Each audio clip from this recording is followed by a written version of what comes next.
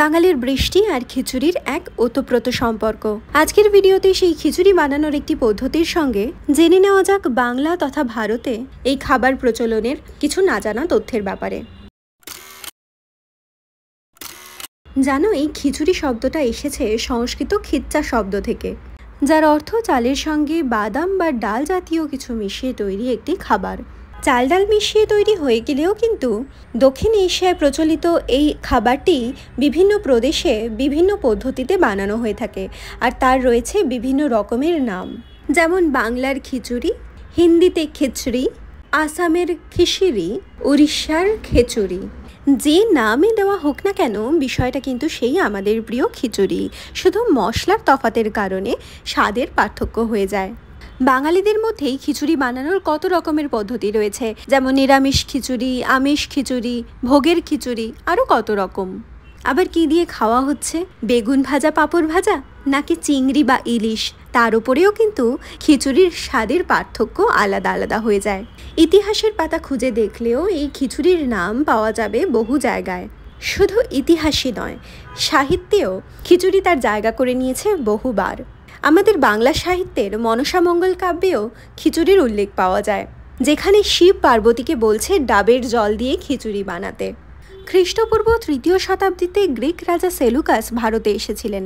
তিনি উল্লেখ করেছিলেন সেই সময়কার ভারতে চাল ডাল মিশিয়ে একটি খাবার অত্যন্ত জনপ্রিয় ছিল। তার প্রায় 1000 বছর পর 1300 খ্রিস্টাব্দে মরক্কোর পর্যটক ইবন বতুতা যখন ভারতে আসেন, তার লেখনীতেও কিন্তু চাল ডাল দিয়ে বানানো এই খাবারের উল্লেখ পাওয়া যায়। এরপর 1500 শতকে রাশিয়ান পর্যটক আফনাসি নিকিতিনের লেখায়ও খিচুড়ির বর্ণনা পাওয়া গিয়েছে। চাণক্যের লেখাতে মৌর্য যুগের চন্দ্রগুপ্ত মৌর্যের শাসনকালে চাল ডাল দিয়ে বানানো একটি খাবারের উল্লেখ পাওয়া গিয়েছে। গ্রিক পর্যটক মেগাস্তিনিসের বর্ণনাতেও চন্দ্রগুপ্ত মৌর্যের রাজসভার রান্নাঘরে খিচুড়ির উল্লেখ পাওয়া যায়। এমনকি পরবর্তী সময় মুঘল দরবারেও খিচুড়ির স্বাদ এসে পৌঁছায়। মুঘল সম্রাট আকবরের মন্ত্রী তথা ঐতিহাসিক আবুল ফজল রাজকীয় রান্নাঘরে বিভিন্ন ধরনের খিচুড়ির কথাও উল্লেখ করেছেন।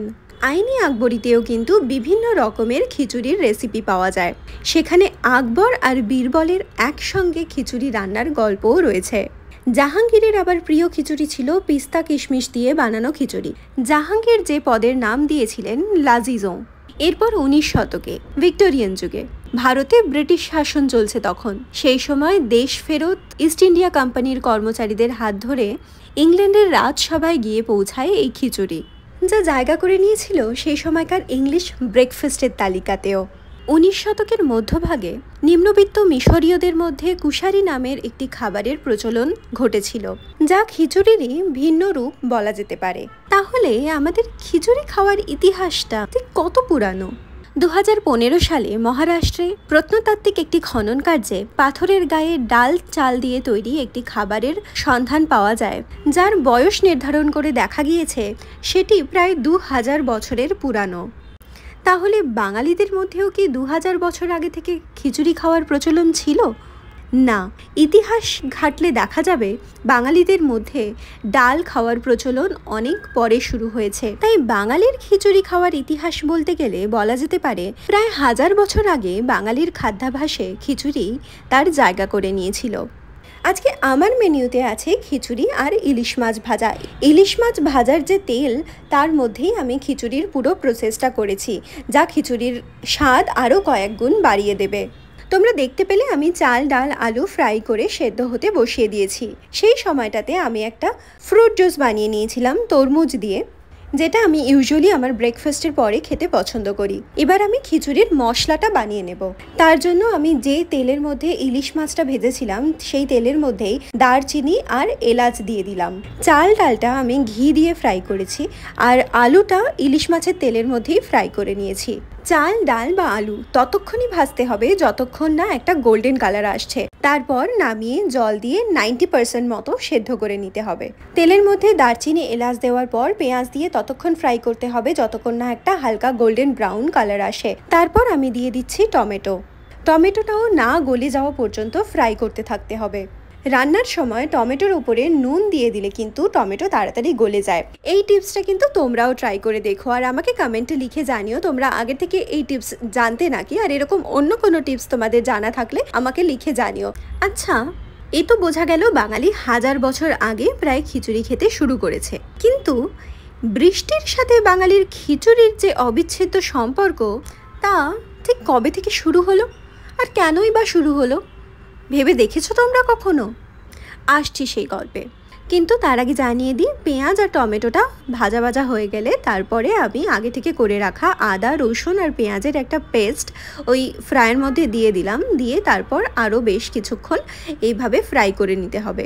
এই বৃষ্টি বা বর্ষাকালের সঙ্গে খিচুড়ির সম্পর্ক খুঁজতে গিয়ে বলা যেতে পারে যে যেহেতু খিচুড়ি ডাল চাল দিয়ে খুব সহজেই বানানো যেতে পারে, তাই বর্ষাকালে প্রবল বৃষ্টির মধ্যে ঘরে যা আছে তাই দিয়েই দুমুঠো ফুটিয়ে খাওয়ার উপায় হিসেবেই হয়তো বর্ষার সাথে খিচুড়ির সম্পর্ক তৈরি হয়েছিল শুরুর দিকে। বা এও হতে পারে বাঙালির খিচুড়ি যেহেতু বেশ গুরুপাক খাবার, তাই বর্ষাকালের উপযুক্ত ওয়েদারকেই এই খিচুড়ি খাবার উপযুক্ত সময় হিসেবে বেছে নেওয়া হয়েছিল। টমেটো আদা রসুন পেঁয়াজ সবটা ভাজা হয়ে যাওয়ার পর তার মধ্যে নুন হলুদ জিরে গুঁড়ো আর লঙ্কা গুঁড়ো মিশিয়ে কিছুক্ষণ ফ্রাই করে নেওয়ার পর তার মধ্যে জল দিয়ে তারপর চাপা দিয়ে রাখতে হবে বেশ কিছুক্ষণ। তোমরা কি জানো এই খিচুড়িকে আনঅফিশিয়ালি কেউ কেউ ভারতের জাতীয় খাবার হিসেবেও বলে থাকেন, যদিও এই মন্তব্যটির ব্যাপারে কোনো অফিসিয়াল স্বীকৃতি দেওয়া হয়নি। 2017 সালে ইন্ডিয়ান গভর্নমেন্ট খিচুড়িকে the queen of all food নামে all over the world promote করেছিল, আর সেই সময় মিডিয়া খিচুড়িকে আনঅফিশিয়ালি ডেজিগনেশন দিয়ে দেয় as the national food of India.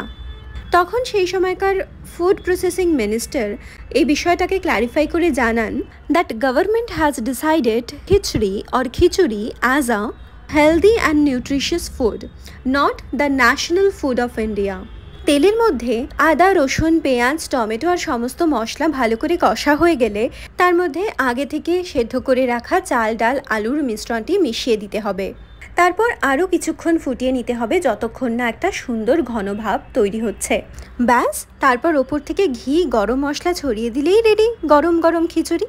সঙ্গে বেগুন ভাজা পাঁপড় ভাজা বা ইলিশ মাছ ভাজা যা ইচ্ছে হয় তাই দিয়েই নিয়ে বসে পড়ো। আমি এখন চললাম খিচুড়ি খেতে, ততক্ষণে তোমরা আমাকে লিখে জানাও আজকের ভিডিওটা কেমন লাগলো, ভালো লাগলে একটা লাইক করে দিও, আর পরের ভিডিওটা দেখার জন্য কিন্তু চ্যানেলটা সাবস্ক্রাইব করতে ভুলো না। আসছি, খুব ভালো থেকো, সাবধানে থেকো।